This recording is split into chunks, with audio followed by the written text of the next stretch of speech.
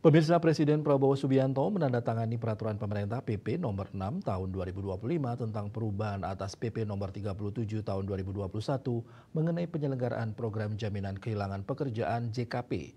Regulasi ini mengatur skema pelindungan bagi pekerja yang mengalami pemutusan hubungan kerja atau PHK untuk bisa mendapat uang tunai sebesar 60% dari upah untuk paling lama 6 bulan.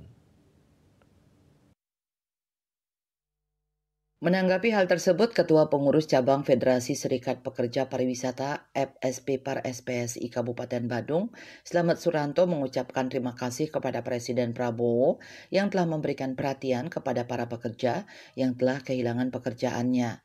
Dengan regulasi ini tentu sangat membantu para pekerja yang mengalami PHK. Namun di samping memberikan kompensasi finansial kepada pekerja, pihaknya menyampaikan di dalam Undang-Undang Ketenagakerjaan perlu dihindari adanya pemutusan hubungan kerja.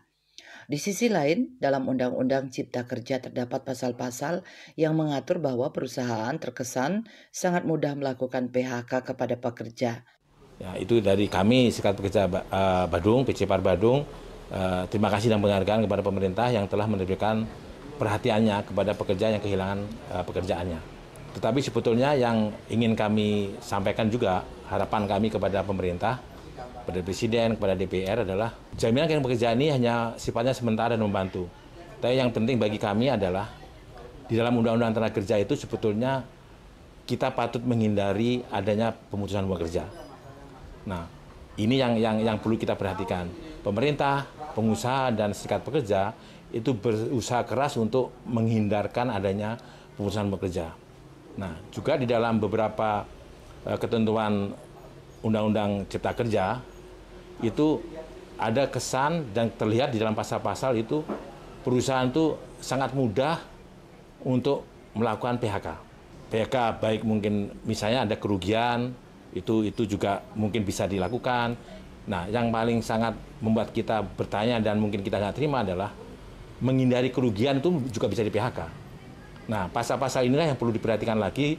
Semoga kita pekerja ini bisa oleh undang-undang ini bisa dimanusiakan lagi.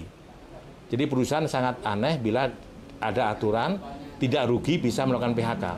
Baik namanya efisiensi, pengurangan apapun namanya itu sebetulnya sangat menyakitkan pekerja. Ya, jadi harapan kami dari PC Par Badung dengan keputusan MK yang selama 2 tahun ini harus ada undang-undang ketenagakerjaan yang terpisah. Harapan kami dan sering saya sampaikan, tolong pasal-pasal yang membuat gampang perusahaan mem-PHK itu diperhatikan kembali, dipertimbangkan kembali. Dengan memberikan kompensasi finansial ini, pihaknya berharap kepada pengusaha agar regulasi ini tidak dijadikan momentum bagi perusahaan untuk memudahkan melakukan PHK kepada para pekerja. Ini merupakan sebuah atensi pemerintah kepada pekerja yang kehilangan pekerjaannya. Andika, Bali TV.